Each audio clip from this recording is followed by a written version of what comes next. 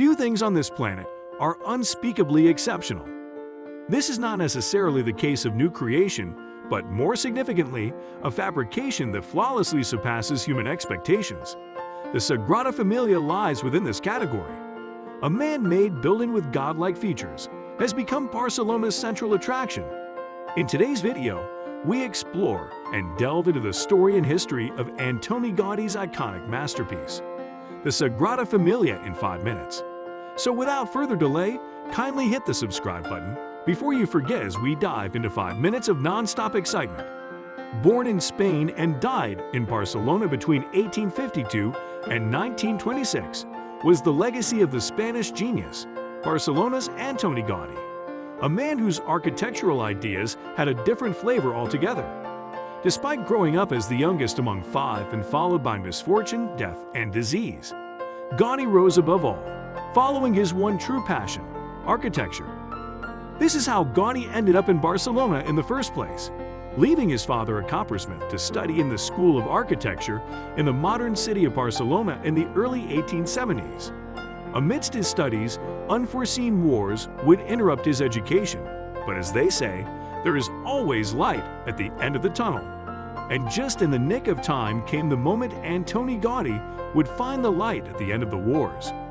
Before he pursued architecture, Gaudi, at a young age, in his moment of despair, found hope and peace spending time with nature. Since he couldn't do what every child can do, he spent time familiarizing himself with the patterns of nature, from leaves to trees to anything that felt fascinating in his eyes. He perhaps even understood the language of these designs that humanity was ignorant to. This soon in the video would be evident later in his life, choice of architectural designs and materials.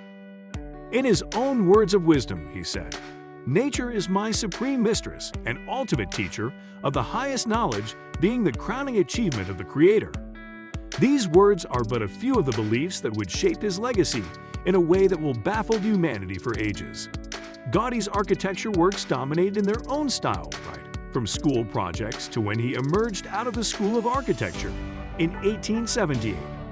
He was known for adding value to ordinary geometry in complex ways that had eyes from all walks of the earth gather to appreciate.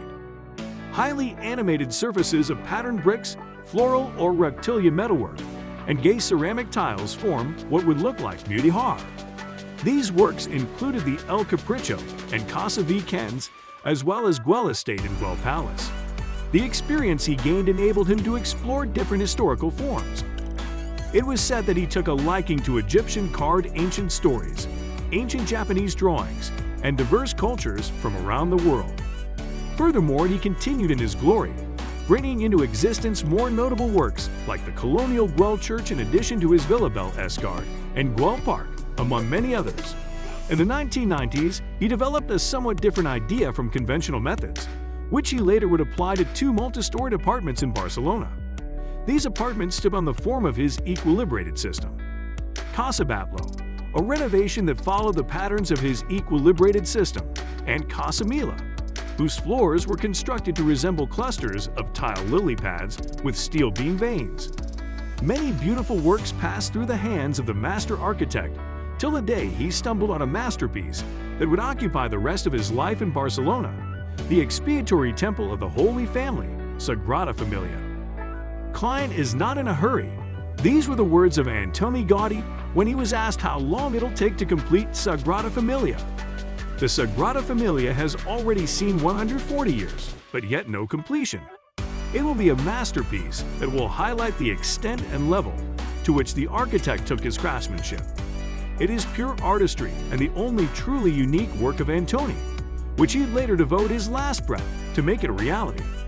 It all started with Josep Maria Boccabella, who sought after a church like the ones in France to be built in Spain upon a visit to the Vatican.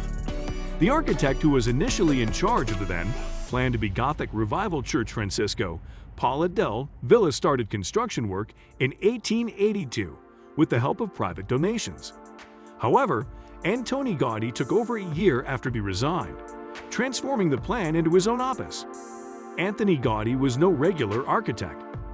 The Sagrada Familia is relatively massive and bears a close semblance to Spanish cathedrals.